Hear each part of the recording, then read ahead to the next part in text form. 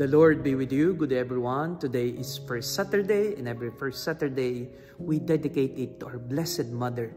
Gratitude to her in her participation to the history of our salvation. Her example to all of us will surely make us all see each other in heaven.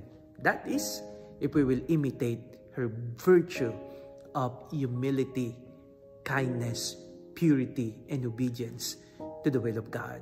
In our gospel for today, Jesus said, "How can my disciples practice fasting if the groom is still with them?" Jesus Christ was just saying, we do not practice fasting if we are living in grace, if the Lord is living in us.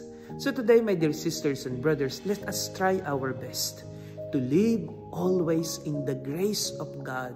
Let us not allow sin to destroy our beautiful relationship with God.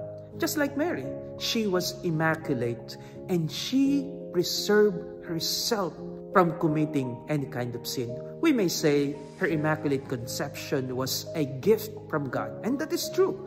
But to continue living in the grace was her conscious and free choice to always serve God all the days of her life. And so that is also our constant choice. And let us always be conscious in living in the grace of God and in continuing our journey towards the kingdom of God. And if at times we will commit sin, we need to do something. We make sacrifices, we make mortification, we do fasting to remind ourselves that we are farther from the Lord. But then again, we just have to keep going on. And remember, God is merciful to a humble heart until such time we go together in the banquet of the Lord in heaven. See you in heaven, and make our Blessed Mother our inspiration in life.